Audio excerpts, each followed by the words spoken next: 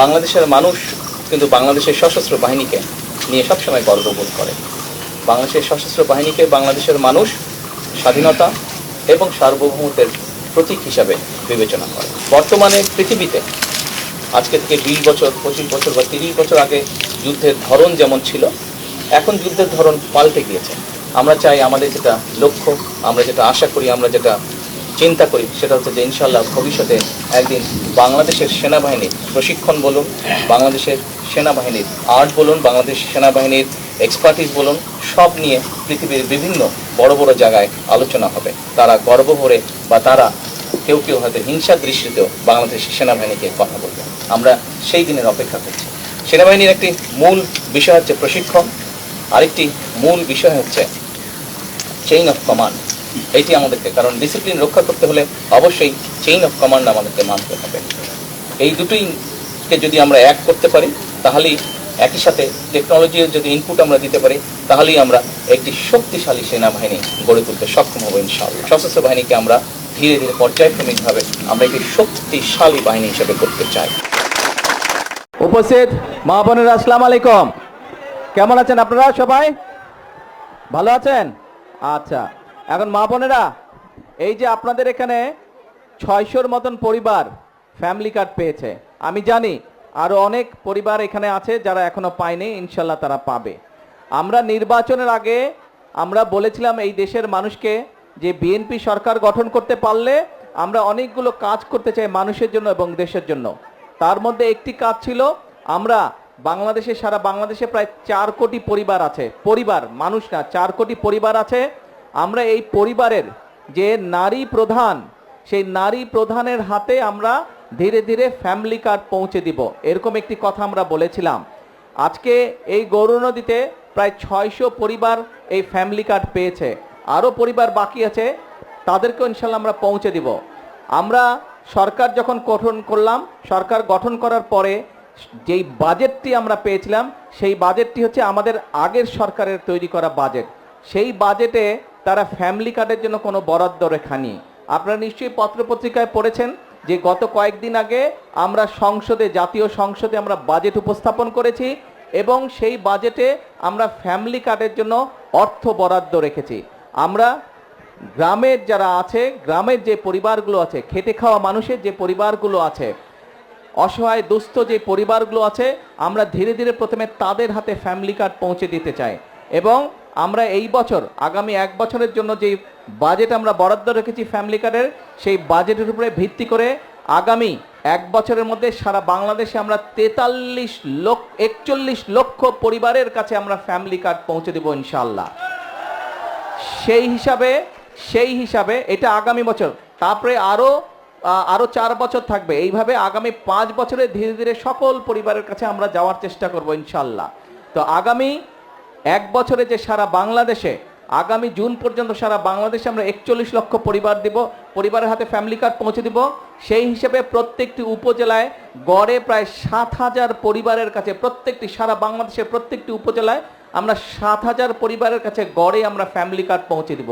তখন ইনশাল্লাহ আগামী বছরের মধ্যে আপনাদের এইবার যেরকম 600 পরিবার পেয়েছেন, ইনশাল্লাহ আরও কয়েক হাজার পরিবার আপনারা ফ্যামিলি কার্ডের আওতাভুক্ত হবেন। আমাদের ফ্যামিলি কার্ড করার উদ্দেশ্য কী ছিল? এই যে আমি আসার সময় দেখলাম অনেকগুলো স্কুলের বাচ্চা মেয়ে দাঁড়িয়েছিল। আমরা যেটা মনে করি, আমরা বিএনপি যেটা মনে করি যে এই যে আমাদের বাংলাদেশ, এই বাংলাদেশকে যদি সামনের দিকে এগিয়ে নিয়ে যেতে হয়, তাহলে পুরুষের পাশাপাশি নারীদেরকেও শিক্ষা এবং একই সাথে অর্থনৈতিকভাবে আমাদের স্বাবলম্বী করতে হবে। আপনাদের নিশ্চয়ই অনেকের মনে আছে, দেশনেত্রী বেগম খালেদা জিয়ার সময় দেশনেত্রী বেগম খালেদা জিয়া মেয়েদের শিক্ষার জন্য ক্লাস 1 থেকে ইন্টারমিডিয়েট পর্যন্ত উনি ফ্রি করে দিয়েছিলেন, শিক্ষা ব্যবস্থা ফ্রি করে দিয়েছিলেন। আমরা সিদ্ধান্ত করেছি যে এবার মহিলাদেরকে, নারীদেরকে আমরা স্বাবলম্বী করার জন্য, অর্থনৈতিকভাবে এবং শিক্ষাগত যোগ্যতার ভিত্তিতে স্বাবলম্বী করার জন্য খালেদা জিয়া ইন্টারমিডিয়েট পর্যন্ত ফ্রি করেছিলেন, বাকি একদম অনার্স পর্যন্ত, স্নাতক পর্যন্ত এবার ইনশাল্লাহ আমরা ফ্রি করব মেয়েদের জন্য, নারীদের শিক্ষার জন্য। নারীদের শিক্ষা ব্যবস্থা আমরা স্নাতক পর্যন্ত বা ডিগ্রি পর্যন্ত, আমরা স্নাতক পর্যন্ত, অনার্স পর্যন্ত আমরা ফ্রি করব। এবং শুধু ফ্রি করব না, যে সকল মেয়েরা ভালো রেজাল্ট করবে তাদেরকে আমরা বৃত্তির ব্যবস্থা করব ইনশাল্লাহ সরকার থেকে। এবং শিক্ষার পাশাপাশি নারীরা বা মায়েরা যাতে অর্থনৈতিকভাবে স্বাবলম্বী হতে পারে সেই জন্য এই ফ্যামিলি কার্ড আমরা দিয়েছি। এই যে এখানে আমরা 3 জন মায়ের সাথে কথা বললাম, এর বাইরেও আপনারা প্রায় যে 600 মা আছেন, আপনারা নিশ্চয়ই গত 2 মাস যাবত যে ফ্যামিলি কার্ড পাচ্ছেন। হ্যাঁ, একবারে তো সব সমস্যার সমাধান হবে না, সংসারের সব সমস্যার সমাধান তো একবারে হয় না, কিন্তু এই 2 মাসে দেখেন অনেক বছর ধরে হয়তো কোনো কাজ আপনি করতে পারছিলেন না, হয়তো ওষুধ কিনতে সমস্যা হচ্ছিল, ওষুধ আনলে এটা আনতে পারেন না, এটা আনলে ওষুধ আনতে পারেন না, অথবা ছেলে মেয়ের শিক্ষার ব্যাপার চলে, অথবা ছেলে মেয়ে কোনো একটা শখ করেছে কিছু জিনিস কিনবে, কাজেই এই জিনিসগুলো হয়তো আপনার পক্ষে সম্ভব হচ্ছিল না। কিন্তু এই ফ্যামিলি কার্ডটা পাওয়ার ফলে আমরা যেই বোনদের কথা শুনলাম তাদের কাছ থেকে আমরা জানলাম যে ফ্যামিলি কার্ড পাওয়ার ফলে একটু হলেও তাদের জন্য সুবিধা হয়েছে সংসারের কাজগুলো গুছানোর জন্য। আমাদের লক্ষ্য এটাই, আমাদের উদ্দেশ্য এটাই যে আমাদের মায়েরা যাতে একটু হলেও ভালো থাকতে পারে, দেশের মানুষ যাতে একটু হলেই ভালো থাকতে পারে। প্রিয় মায়েরা, প্রিয় বোনেরা, আজকে আমাদেরকে যদি সামনের দিকে দেশকে এগিয়ে নিয়ে যেতে হয়, যদি দেশের মাদের হাতে, প্রত্যেকটি নারীর হাতে যদি ফ্যামিলি কার্ড পৌঁছে দিতে হয়, তাহলে আপনাদের সাহায্য, আপনাদের সমর্থন, আপনাদের সহযোগিতা বর্তমান বিএনপি সরকারের প্রয়োজন। বিএনপি সরকারকে আপনারা যদি, দেশের নারী সমাজ সকলে যদি বিএনপি সরকারকে সহযোগিতা করে, যদি বিএনপি সরকারের পাশে থাকে, ইনশাল্লাহ আমরা ফ্যামিলি কার্ড আস্তে আস্তে সারা দেশে পৌঁছে দিতে পারবো। এবং আমরা দৃঢ়ভাবে বিশ্বাস করি যে ফ্যামিলি কার্ডের মাধ্যমে আমরা সমাজে আমরা একটি বিরাট পরিবর্তন করতে সক্ষম হব ইনশাল্লাহ। কারণ ধীরে ধীরে শিক্ষার আলোয় আলোকিত হবে আমাদের নারীরা, একই সাথে অর্থনৈতিকভাবেও তারা ধীরে ধীরে শক্তিশালী হবে। আমরা একটি কথা বলি যে আমরা করব কাজ, গর্ব দেশ, সবার জন্য,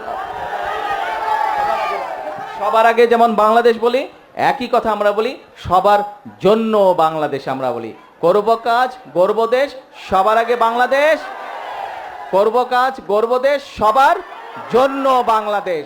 সবাই যাতে এই বাংলাদেশে আমরা আগামী দিনে একটু ভালো থাকতে পারি, সবাই যাতে আমরা বাংলাদেশে একটু ভালোভাবে চলতে পারি, সেটাই হচ্ছে বর্তমান সরকারের রাজনীতি, সেটাই হচ্ছে আমাদের লক্ষ্য, সেটাই হচ্ছে আমাদের উদ্দেশ্য। আমরা দেশে সকলকে শান্তিতে নিয়ে চলতে চাই, দেশে আমরা সকল ধর্মের মানুষকে একসাথে নিয়ে শান্তিতে আমরা চলতে চাই। আমরা যদি ধৈর্যশীল হই, আমরা সকলে যদি ধৈর্য সহকারে চলি, দাঁড়াও না ভাই, যারা স্লোগান দিচ্ছ এই ছেলেপেলেগুলা খুব ডিস্টার্ব করে।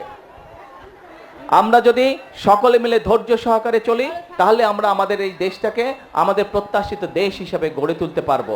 আমরা মুসলমান হই, আমরা হিন্দু হই, আমরা বৌদ্ধ হই, খ্রিস্টান হই, আমাদের হাজার বছরের ঐতিহ্য হচ্ছে সকল ধর্মের মানুষ এই দেশে আমরা শান্তিতে বসবাস করেছি অতীতে। কাজেই বর্তমানে এবং ভবিষ্যতেও আমরা চাই সকল ধর্মের মানুষকে একসাথে নিয়ে, কোনো ভেদাভেদ না, সকলকে